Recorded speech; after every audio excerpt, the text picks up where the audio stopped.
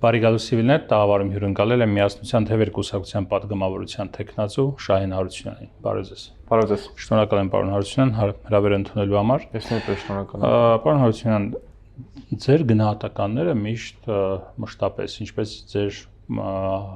հայրիկի գնահատականները Ռուսաստանի հետ կապված միշտ եղել են շատ կտրուկ։ Եվ դուք այն քաղաքական գործիչներից եք եղել, ձեր հայրիկը դուք, որ մշտական, այսինքն դրել եք Հայաստանի ազատագրման կամ չգիտեմ Ռուսաստանից հեռացման, Ռուսաստանի տարածաշրջանից հեռացման խնդիրները եւ հարցերը եւ ձեզ միշտ հակադարձել են։ Հիմա դուք մի քաղաքական ուժի հետ եք համագործակցում եւ գնում եք ընտրություններին, որը չունի այդքան կտրուկ գնահատականներ, որի ղեկավարը Ռուսաստանի վերաբերյալ ավելի հավասարակշռված արտաքին քաղաքականության կողմնակից է եւ կարծում եմ որ բոլոր ուժային կենտրոնների հետ Հայաստանը պետք է ունենա նորմալ հարաբերություններ։ Այս հարցը ինչպես եք լուծել։ Շատ հեշտ, որովհետեւ երբ որ ասում են կտրուկ, մենք իրականում ճշմարտախոս ենք եւ ճշմարտությունը շատ արագորեն բարձրաձայնող, որովհետեւ թե ես, թե հայրիկս, թե պապիկս, թե մեր ամբողջ ընտանիքի անդամները, որոնք պայքարել են Հայաստանի անկախության եւ ազատագրության համար, ինչպես նշեցիք, չեն ունեցել կապանքներ որևիցե մի կենտրոնից, որևիցե մի երկրից, եւ մենք արագորեն բարձրաձայնում ենք ճշմարտությունը։ Այո, ազատագրության խնդիրը մեր ընտանիքի առջև դրված է, Հայաստանի ազատագրության խնդիրը, իսկ արդեն անկախության տարիներին Հայաստանի կախվածության թուլացումը Ռուսաստանից Մենք չենք պայքարում որևիցե մի պետության դեմ եւ մասնավորապես այս խոսակցության տրամաբանության մեջ չենք պայքարում Ռուսաստանի դեմ, մենք պայքարում ենք հանուն Հայաստանի անկախության, ինքնիշխանության եւ հայ ժողովրդի ազատության։ Եվ բոլոր այն պետությունները, ովքեր խոչընդոտելու են եւ խանգարելու են այս հանգամանքների իրականացմանը, մենք բնականաբար այդ պետությունների հետ հարցեր ենք ունենալու, որի մասին կտրուկ բարձրաձայնելու ենք, որովհետեւ երկրի անկախությունն ու ժողովրդի ազատությունը չեն կարող մեղմորեն այն հարցերն են, որոնց մասին դու չես կարող մեղմորեն բարձրաձայնել։ Իսկ ինչ վերաբերվում է այս համագործակցության հետ, ինչպես նշեցի, շատ հեշտ ենք համագործակցում, որովհետև մեր գործընկերները նույնպես խնդիրներ տեսնում են եւ այդ խնդիրների մասին բարձրաձայնում են։ ՀԱՊԿ-ի հետ կապված, ռուսական ներգրավվածության հետ կապված Ինչպես գիտեք, մենք առաջնորդվում ենք Այսինքն այդ խնդիրների համատեքստում պարոն Թաթոյան օրինակ ավելի շատ նաև կամ ավելի շատ կամ չգիտեմ, նաև մեղադրում է Հայաստանի իշխանություններին, ասելով որ օրինակ ճիշտ քաղաքականություն չեն վարել Ռուսաստանի հետ կապված, չգիտեմ, ՀԱՊԿ-ի մասով եւ այլն։ Հայաստանի իշխանություններին միշտ պետք է մեղադրել, որովհետեւ որքան էլ մենք խոսում ենք արտաքին ուժերի մասին, ներգրավվածության եւ արտաքին քաղաքական ուղղորդումների մասին միևնույն է յուրաքանչյուր պետության մեջ այս մեղավորը նախ եւ առաջ ժողովուրդը եւ իշխանությունը եւ մասնավորապես իշխանությունները ճիշտ քաղաքականություն պետք է պահանջել նախ եւ առաջ ՍՓԿ-ի իշխանությունից եւ ՀԱՊԿ-ի մասով մենք հիմա տեսնում ենք որ այս իշխանությունները հայ ժողովրդին խաբում են երկար ժամանակ է խաբում են ՀԱՊԿ-ը թույլ է տվել բազմապիսի այնպիսի քայլեր իրականացրել որոնց մասին մենք լուրջ խնդիրներ ենք տեսնում եւ պետք է պետությունը բարձրաձայնի Փոխարենը այս իշխանությունները զբաղվում են այդ քայլերով, հայ ժողովրդին երկար ժամանակ է խաբում են, ասելով թե սառեցրել են ՀԱՊԿ-ում Հայաստանի մասնակցությունը։ Սևով սպիտակի վրա գրված է, որ նման իրավապայմանագրային կետ գոյություն չունի։ ՀԱՊԿ-ում եւ որևիցե մի կառույցում սառեցման հետ կապված։ Դա այլաբանական ձևակերպում է, ենթադրում եմ խոսքնրա մասին, որ Հայաստանը չի մասնակցում այդ։ Ճիշտ եք ասում, բայց հիմա որ մենք պահանջում ենք օրինակ իշխանություններից, հենց սրա համար ենք պահանջում։ ՀԱՊԿ-ը խնդիրներ, մենք ՀԱՊԿ-ի հետ կապված խնդիրներ ենք տեսնում։ ՀԱՊԿ-ը ունի պարտավորություններ Հայաստանի նկատմամբ ու չի կատարում այդ պարտավորությունները։ Հայաստանի տարածքային ամբողջականությունը խախտված է Ադրբեջանի կողմից 200 եւ ավել քառակուսի կիլոմետր։ ՀԱՊԿ-ը պետք է գա եւ տեր կանգնի ստեյության իր պարտավորություններին նաեւ այս մասով եւ ՀԱՊԿ-ը չի կատարում։ Հայաստանի իշխանությունները պարտավոր են այս մասին խոսել, բարձրաձայնել եւ հետո գործնական քայլեր իրականացնել անկախ պատասխանից եւ քայլերից։ Հայաստանը ներողություն, Հայաստանի իշխանությունները ասում են սառեցնում ենք, նման իրավապայմանագրային կետ չկա, ըստ էության դե ֆակտո Հայաստանը դե յուրե Հայաստանը շարունակում է մնալ ՀԱՊԿ-ի անդամ, այլ ռազմաքաղաքական դաշինքների հետ մենք հարաբերություններ ստեղծել, մտածել չեն կարող, որովհետև դու արդեն մի ռազմաքաղաքական բլոկի մեջ ես, բայց մյուս կողմից այս հարցերը, որոնք պետք է բարձրաձայնվեն, չեն բարձրաձայնվում։ Հիմա այսօր ՀԱՊԿ-ի անդամ պետությունները եւ ղեկավարները իրենց հանգիստ նստած են, թե ու իրանց հարց բարձրաձայնվել է, բայց դրա պատասխանը չկա։ Ես երեք եմ կարծեցի Շոյգուն ասում է, որ Հայաստանը չի դիմել ՀԱՊԿ-ին։ Հիմա ես դիմում եմ նաև Հայաստանի իշխանություններին, եթե դուք դիմել եք ՀԱՊԿ-ին, ուրեմն հրապարակեք փաստաթղթեր, հրապարակեք փաստեր այն մասին, որ դուք դիմել եք, որ ամբողջ հայ ժողովուրդը տեսնի, որ Շոյգուն հերթական անգամ ռուսերը հերթական անգամ հայ ժողովրդին խաբում են։ Հիմա եթե 2022 թվականին այդ ժամանակ չէին հերքում, որ դիմել են, եւ Ռուսաստանին էր դիմվել, եւ ՀԱՊԿ-ին էր դիմվել։ Ճիշտ է, դիմել են երկրորդ հոդվածում, ինչպես իշխանությունները եւ ռուսներն ասում են։ Երկրորդ, չորրորդ, բոլոր հոդվածներով այդ ընթացքում դիմվեց։ Ըստ պայմանագրի ես բացել եմ, պայմանագիրը կարդացել եւ ուսումնասիրել եմ, Հայաստանը պետք է դիմեր 4 մասով։ Եթե դիմել է 4 մասով, շատ լավ դիմել է, հենց հիմա ռուսները Շոյգուն ասում են, որ չեն դիմել։ Հայաստանը պետք է քայլեր ձեռնարկի, նախ հերթական անգամ պետք է փաստեր հրապարակի, որ նախ դիմել է, եւ երկրորդ, եթե դիմել ես, չեն կատարել, ի՞նչ է նշանակում սարսեն քայլեր նախաձեռնի այդ ռազմաքաղաքական բլոկից դուրս բերել։ Ձեր մոտեցումը ինչպիսին է, այդ ռազմաքաղաք, եթե հանկարծ դուք օրինակ ստանում եք մեծամասնություն, հա, այդ ռազմաքաղաքական բլոկից դուրս գալու խնդիր դնելու եք Հայաստանի։ Մենք դնելու ենք Հայաստանի շահերի պաշտպանության խնդիրը, որ յուրաքանչյուր մարդ պետք է յուրաքանչյուր իշխանություն դիմի։ Դա ինչպես պետք է ՀԱՊԿ-ի հետ կապված նյութականացվի։ Ես այս իշխանությունների քաղաքականությունը չեմ վստահում, հետեւաբար իրենց քայլերից բխած պատասխաններին ես չեմ կարող հենվել դրանց վրա։ Ինչ նկատի ունեմ։ Բազմաթիվ անգամներ տեսել ենք, որ Նիկոլ Փաշինյանը խաբել է սկզբում Արցախը, Հայաստանը եւ վերջը տեսանք ինչ եղավ, հետո Հայաստանի հետ կապված, Սյունիքի հետ կապված ու շատ հարցերում, հետո ուղիղ 170-յան հակառակ բան է ասում։ Հետևաբար Հայաստանի հաջորդ իշխանությունները, ով էլ որ լինի, որ ուժը որ լինի, մենք կլինենք թե այլ ուժ եթե լինի, նախ եւ առաջ պետք է հստակ խոսակցություններ սկսի ՀԱՊԿ-ի գործընկերների հետ, ՀԱՊԿ անդամ պետությունների հետ եւ առանձին նաեւ Ռուսաստանի հետ, որովհետեւ մենք Ռուսաստանի հետ ունենք 97 թվականի կնքած առանձին համագործակցության եւ փոխօգնության մասին պայմանագիր, այսինքն առանձին է, պետք չխառնենք ՀԱՊԿ-ը եւ Ռուսաստանը, Ռուսաստանը առանձին եւ ՀԱՊԿ-ն առանձին, որից հետո ըստ պատասխանների պետք է Հայաստանի իշխանությունը որոշում կայացնեն։ Եթե Հայաստանը մնում է ՀԱՊԿ-ի մեջ, բայց ՀԱՊԿ-ը չի կատարում իր պարտավորությունները, ուրեմն Հայաստանը ինչի համար պետք է մնա այդ ռազմաքաղաքական բլոկում։ Ենթադրենք, դուք իշխանության եք եւ ձեզ վստահեցնում են, որ իրենք կկատարեն իրենց պարտավորությունները եւ Ռուսաստանը կվստահեցնի, ՀԱՊԿ գործընկերները կվստահեցնի։ Դուք որոշելու եք մնալ։ Տեսեք, խոստումների եւ վստահությունների ժամանակները կախվածության նվազման Ռուսաստանից նկատի ունեմ, որի ջատագովը դուք եք։ Այո, խոստումների եւ վստահությունների ժամանակները անցել են։ 1992 թվականին ՀԱՊԿ այդ համաձայնագիրը երբ որ կնքվում էր, իսկ 2002-ին երբ որ ստեղծվում էր արդեն ՀԱՊԿ կազմակերպությունը, այդտեղ երբ որ անդամ պետությունները ստորագրում են փաստաթղթերի եւ կանոնադրությունների տակ, այսինքն ճանաչում են տարածքային ամբողջականությունները, նշում են թե այդ կառույցի ստեղծման նպատակները որոնք են, այսինքն անդամ պետությունների տարածքային ամբողջականությունը պաշտպանելը եւ ի թիվս այլ հարցեր իհարկե, հենց սա է խոստումն ու հավաստացումը։ Հիմա այդ դրա ժամանակը անցել է։ Հիմա կոնկրետ գործողությունների ժամանակն է։ Հայաստանը պետք է գնա Հայաստանի իշխանությունները, ասեն դուք այս կետը կատարում եք թե չեք կատարում։ Ցանկացած պատասխան, ձեր տարածքները չենք ճանաչում, դեռ հստակ չի սահմանազատումը։ Այս ամեն ինչը պետք է Հայաստանին չհետաքրքրի, որովհետև ՀԱՊԿ անդամ պետությունները ստորագրել են, ճանաչելով Հայաստանի տարածքային ամբողջականությունը հստակ սահմաններում, 92-ին այնուհետև 2002-ին ստորագրել են, որ գալու են հարկ եղած դեպքում պաշտպանեն Հայաստանի տարածքային ամբողջականությունը, Հայաստանի նկատմամբ ագրեսիան դիտելու են որպես իրենց վրա ագրեսիա, հիմա այլ խոստումների ժամանակը չի։ Կոնկրետ, եթե Հայաստանի տարածքային ամբողջականությունը վերականգնվելու քայլեր չեն ձեռնարկվելու, այստեղ հարց պետք է առաջանա Հայաստանը ինչ է մնում այդ ռազմաքաղաքական։ Իսկ այդ ժամանակ դուք որոշում կայացնեք դուրս գալ ՀԱՊԿ-ից։ Հայաստանի պետական ու ազգային շահը դրա մասին է վկայում։ Եթե լինում ես ու չի կատարվում, ինչ ես մնում։ Դուրս ես գալիս։ Այո։ Հասկանալի է։ Այնուամենայնիվ դուք դնելու եք խնդիր օրինակ Ռուսաստանի հետ հարաբերությունների նկատի ունեմ այդ իրավապայմանագրային դաշտի վերանայման կամ չգիտեմ Այո, եւ ոչ միայն Ռուսաստանի։ Հայաստանն ունի այսօր ներքին ու արտաքին շատ մեծ սպառնալիքներ ու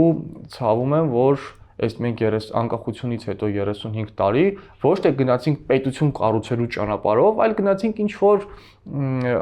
արտաքուստ ինչ որ քայլեր անելով մանևրների ճանապարհներով պետությունը իբրև թե կառուցելու ոչ։ Մենք կարծում ենք, որ այս պետությունը պետք է կառուցվի ճիշտ հիմքերի վրա, թե իրավապայմանագրային, թե ճիշտ դիվանագիտական միջազգային գործընկերների հետ հարաբերությունների վրա։ Խաբեություններով, մանևրերով, տես նման բաներով պետություն չեն կառուցում։ Եվ այո, մենք ունենք Ռուսաստանի հետ կապված խնդիրներ, ունենք նաև այլ պետությունների հետ կապված հարցեր, բայց մի բան եմ ուզում նշել։ որ մենք ձգտում ենք այնպիսի պետության, որտեղ ոչ թե անձերն են որոշելու, ոչ թե կուսակցություններն են որոշելու, այլ պետական համակարգ եւ պետական մարմինները։ Եվ մասնավորապես այդ մարմինների կողմից ստեղծված ազգային անվտանգության հայեցակարգը, դոկտրինը։ Որովհետև եթե չկա դոկտրին, յուրաքանչյուր մարդ գալով իշխանության, պետությունը եւ նաեւ պետական շահը, այդ թվում նաեւ արտաքին հարաբերությունները, ծառայեցնում է իր շահերին, իր նպատակներին։ Ավելի կոնցեպտուալ մոտեցման է կողմնակից։ Պարոն Հարությունյան, բայց այնուամենայնիվ տեսեք, ձեզնից առաջ այս տաղավարում էր պարոն Սիմոնյանը, Գուրգեն Սիմոնյանը, եւ ինքը ասում է հստակ, եթե իրենք գան իշխանության, իրենք միանգամից դնելու են Հայաստանի պրոեվրոպական կուրս վերցնելու ուրեմն կարևորությունը եւ Եվրոպական միության անդամակցելու, այսպես ուղի են վերցնելու, դուրս գալով բոլոր այդ հապկից, յատամից եւ այլ եւ այլը։ Ձեզ մոտ կա այդ հստակությունը, օրինակ, եկակ իշխանության միանգամից այսպես ինչ որ մի ուղղությամբ եք շարժվելու, թե բոլոր գործընկերների հետ փորձելու եք հարաբերություններ պարզել եւ հաստատել։ Իհարկե ողջունում եմ այդ տեսակետները, ու շատ լավ է, որ հանրային քաղաքական դաշտում եւ ընտրական process-ում նման կարծիքներ հնչում են։ Նախընտրական փուլը բնականաբար մարդիկ խոստումներ են տալիս, նորմալ եմ նայում այդ երևույթին, բայց մի բան կուզեմ նշել համենայն դեպս իմ եւ մեր թիմի դες պատկերացումներում, իհարկե մենք ձգտում ենք դեպի արևմտյան ավելի քաղաքակրթություն, բայց մի բան հստակ է։ Պետք է նախ դու տիրապետես քո պետության ռեսուրսներին, ինչը վերաբերվում է թե ներքինին եւ թե արտաքինին, որից հետո նման կարևոր հարցերի վերաբերյալ որոշումներ ընդունես։ Մենք միայն մի բան կարող ենք խոստանալ, որ մենք հավատարիմ ենք մնալու այն ամենին, ինչը որ մենք ասում ենք, ու այն ծրագրերին, ինչը ներկայացնում ենք հայ ժողովրդին։ Այո, մենք ցկտելու ենք դեպի արևմտյան քաղաքակրթություն, արտաքին քաղաքականության վեկտոր փոխելու եք թե չէ։ Նկատի ունեք, Հայաստանի ես նորից եմ կրկնում, սա այն հարցն է, որի մասին պետք է հստակ խոսել միայն իշխանությունների դեպքում։ Առաջին նախագահ Լևոն Տեր-Պետրոսյանին հարց են տալիս այս մասին, այս նման կարևոր ասում է, որ նման հարցերի վերաբերյալ 1 կամ 2 պաշտոնյա է տիրապետում ընդհանրապես։ Սրա մասին ուղղակի ամպագորգոր խոսել չի կարելի, որովհետև սա պետությունն է։ Պետության մասին պետք է մի քիչ պատասխանատու եւ հոգատար վերաբերմունք ունենալ։ Կիսում եք Տեր-Պետրոսյանի կարծիքը այս հարցի վերաբերյալ։ Այո, որ կան հարցեր, որ բացառապես խորը ինֆորմացիայի դեպքում պետք է որոշումներ ընդունես։ Ներողություն, իհարկե մենք ունենք ցանկություններ, ինչի մասին ես խոսեցի, բարձրաձայնեցի, բայց այդ ցանկությունները պետք է մեր ռեսուրսների եւ հնարավորությունների վրա պրոյեկտել։ Մենք տեսանք 30 տարի մենք գերագնահատել ենք թե մեր ուժերը եւ թերագնահատել ենք այլոց։ Դրա համար այսպես ծանր իրավիճակի առաջ են կանգնել։ Պարոն Հարությունյան, Ռուսաստանի հետ կապված էլի վերջերս եղան հրապարակումներ, Խադարկովսկու ղեկավարած կենտրոնը հրապարակեց, Դոսիեն հրապարակեց, պարոն Թաթոյանի հետ կապված որոշակի տվյալներ։ Այդ նախ որքանով են ձեզ համար արժանահավատ այդ տվյալները եւ արժանահավատ են թե ոչ, երկրորդը ունեցել եք պարոն Թաթոյանի հետ քննարկում ամեն ինչի հետ վերաբերյալ։ Ես չեմ հավատում այս ամեն ինչին, իրականում ոչ թե ուղղակի չեմ հավատում, այլ ես հետևում եմ նաև փաստերին, հետաքննող լրագրողներին, այս վերջերս տեսանք Ազատություն ռադիոկայանը ֆակտորը հրապարակեցին, թե ինչպիսի ոչ փաստերի վրա հիմնված տեղեկատվություն են այս ամեն ինչի։ Խոսքը մի կայքի մասին էր, եթե չեմ սխալվում, Քրոնիկա Կավկաս կայքի մասին էր, դոսիեի մասին Ազատությունը։ Հա, չէ, ես Թաթոյանի մասին այդ հենց դրա մեջ էին գրել մի շորտ տեղեկություններ, որ պարզվեց դրանք ուղղակի առանց փաստերի ինչ որ տեղեկություններ են։ Դոսիեի մեջ էին գրել։ Հա, ես նախ այս թեմաները մենք բնականաբար միշտ ենք քննարկել, դերևս այս համագործակցության սկզբում այս թափանցիկության հետ կապված, որովհետև ես ու մեր ընտանիքը մենք չէին կարող համագործակցել, մեր ընտանիքի պատմության մասին նկատի ունեմ, այնպես է ստացել, չեն կարող համագործակցել որևէ ուժի հետ, որը ունի ռուսական այդ հովանավորությունը կամ ռուսական շահերի սպասարկման մեջ է գտնվում։ Սա հստակ է իմ մոտ։ Եվ այս վերջերս էլ ինչ որ տեղ ունեցավ, ես հիմա կցիտեմ նաև Թաթոյանի խոսքը, արձագանքել է, հերքել է եւ մենք կտեսնենք շուտով, իհարկե քանի որ մենք արդար պետության կողմնակից ենք եւ մեր կարգախոսն էլ արդարությունը գալիս է, այս հարցերի պատասխանները տրվելու են նաեւ դատարաններում, մարդիկ ովքեր որ կեղծ տեղեկություններ են տարածել, բնականաբար պետք է հայտնվեն դատարաններում եւ այս մասին զրպարտության համար պետք է պատասխան տան։ Առաջիկայում մենք կտեսնենք կամ մարդիկ հայտարարում են հետեւյալը, կկիսեք իրենց կարծիքը թե ոչ, չգիտեմ, ասում են հետեւյալը, լավագույն ձևը դրանք հերքելու այդ հրապարակումները եւ այլն քո ֆինանսական աղբյուրները բացահայտելն է, այսպես ասած։ Օրինակ կամ չգիտեմ ցույց տալն է թե կուսակցությունը որտեղից կամ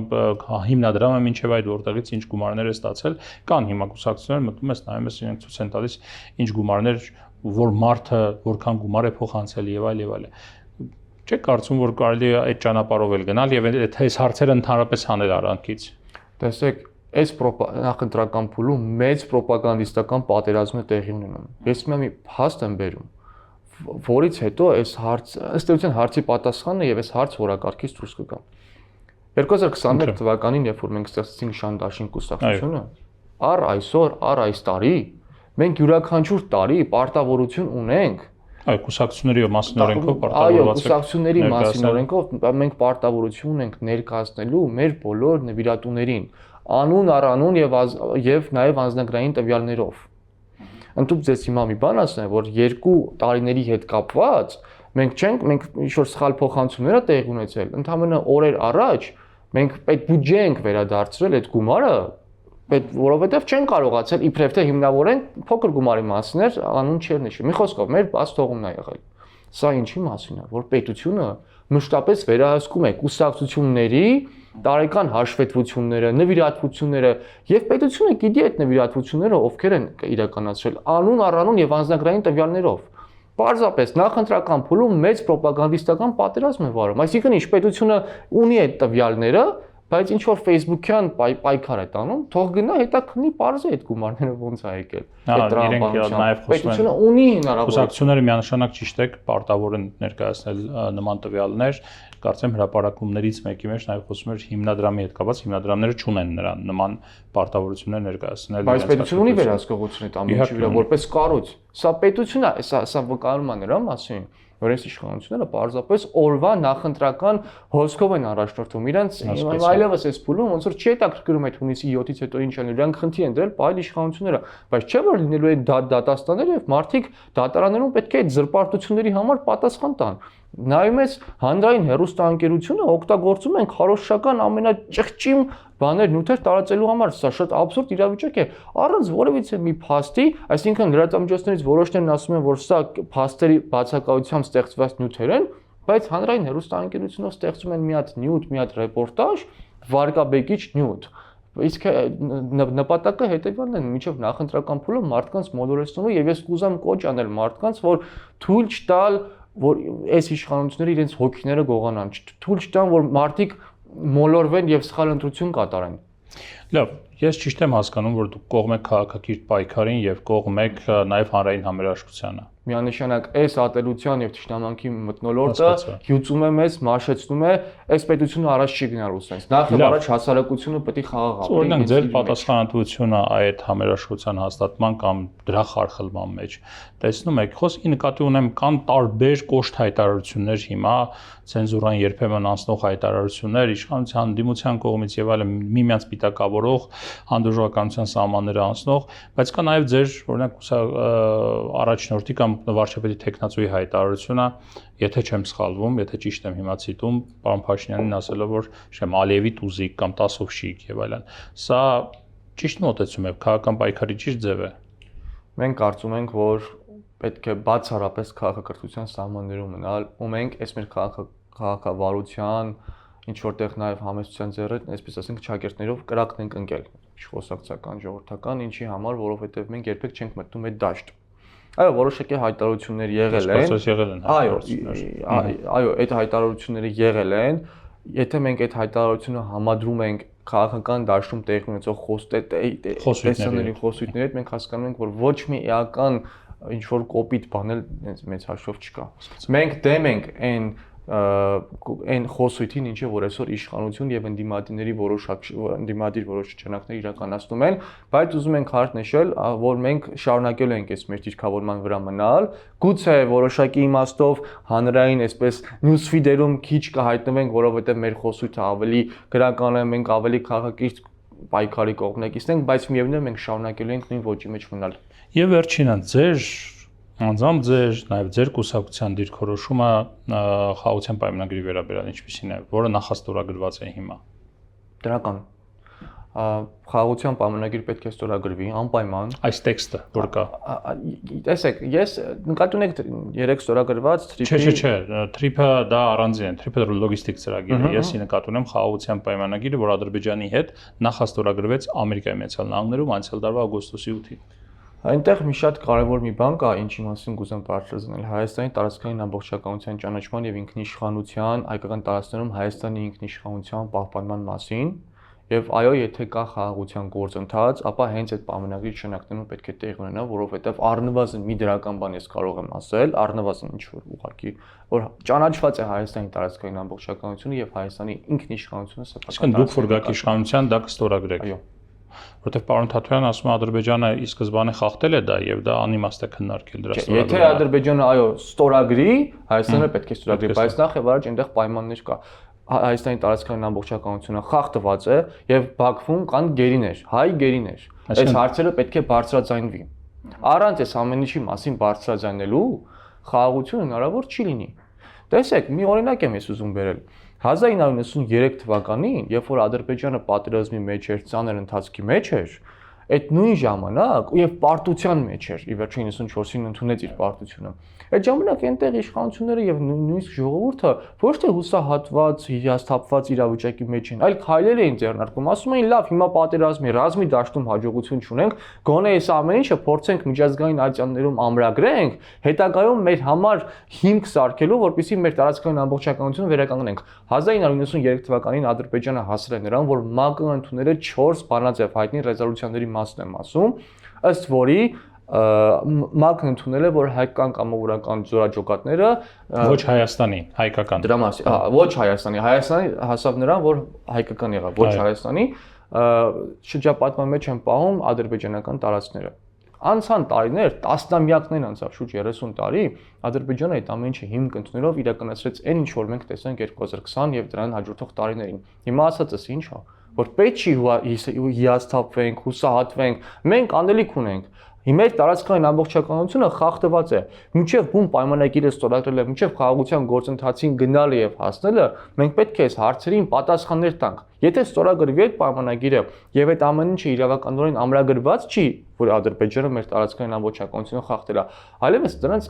գրեթե անհնար է լինելու այդ մարդկանց այդ տարածքներից դուրս բերելը։ Բայց մենք պետություն ենք։ Եթե մենք առաջնորդվում ենք այն սկզբունքով, այս մի քիչն էլ տանք հանուն խաղաղության, այն մի քիչն էլ, դրա համար էլ ծովից ծով Հայաստանից դարձանք այս մի թիքա մի բուր հողը։ Դրա համար չպետք է այս մտածողությամբ առաջնորդվենք։ Այո, գնանք խաղաղության, բայց ոչ նվաստացման գնով, ոչ արժանապատվության հալածանքի գնով, ոչ ամեն ինչ զիջելու գնով, որովհետև ամեն ինչ զիջողը, եթե պատրաստ է լինում, երբեք իր այդ խաղաղություն չեն կանում։ Կարող է ժամանակավորապես ասեն, հա, խաղաղ պահենք, նպատակ ունելով հետագա ռազմական գործողությունների։ Այո, խաղաղություն, բայց ոչ Հայաստանի արժանապատվության գնով։ Բայց դուք ինչ ձեր ֆորմուլան որն է, խաղաղություն, հետո մտքում ունենալ հետագայում ռազմական գործողություններ, թե ուղղակի խաղաղություն։ Խաղաղություն, բայց Հայաստանի անվտանգության պաշտպանությամբ։ Հասկացա։ Սա շատ կարևոր է։ Ես չեմ ուզում, որ մենք ունենանք երկիր եւ մի ժողովուրդ, որ պատրաստ է հանուն իր մի քանի տարի խաղաղ ապրելու տարածքները զոհի, այդպես չեն ապրում։ Հասկացա։ Շնորհակալ եմ։ Ես եմ շնորհակալ։ Սիվիլնետ տաղավարում ես զրուցեցի Շահեն Հարությունյանի հետ։ Առողջ եղեք։ Կհանդիպենք։